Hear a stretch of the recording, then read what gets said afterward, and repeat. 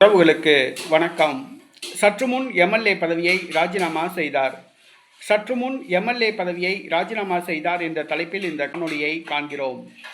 2026 தமிழக சட்டசபை தேர்தல்கள் காட்சிகள் அரங்கேறுகின்றன.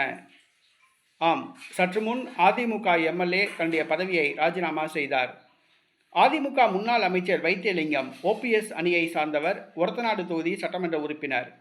2021ஆம் ஆண்டு நடைபெற்ற தமிழக சட்டப்பேரவைத் தேர்தலில் அதிமுக இரட்டை இலை சின்னத்தில் போட்டியிட்டு வெற்றி பெற்றார். ஓபிஎஸ் அதிமுகவிலிருந்து நீக்கப்பட்ட பொழுது வைத்தியலிங்கம் அதிமுக இருந்து விலகி ஓபிஎஸ் பக்கம் சென்றார். தற்பொழுது ஓபிஎஸ் அரசியல் நிலைப்பாடு கேள்விக்குறியாக இருப்பதால் தன்னுடைய அரசியல் எதிர்காலம் கருதி திமுகவில் இணைய திட்டமிட்டிருந்தார். இந்த சூழ்நிலையில் திமுகவில் இணைவதற்கு முன்பாக தன்னுடைய சட்டமன்ற உறுப்பினர் பதவியை சற்று முன் ராஜினாமா செய்துள்ளார். ஒரத்தநாடு தொகுதி சட்டமன்ற உறுப்பினர் அதிமுக முன்னாள் அமைச்சர் வைத்தியலிங்கம் சற்று முன் தன்னுடைய சட்டமன்ற உறுப்பினர் பதவியை ராஜினாமா செய்துள்ளார். அவர் ராஜினாமா செய்துள்ளதால் இடைத்தேர்தல் வராது. ஏனென்று சொன்னால் இன்னும் 2 மாதத்தில் தமிழக சட்டசபைக்கு தேர்தல் நடைபெறுகிறது. அப்பொழுது தேர்தல் நடைபெறும்.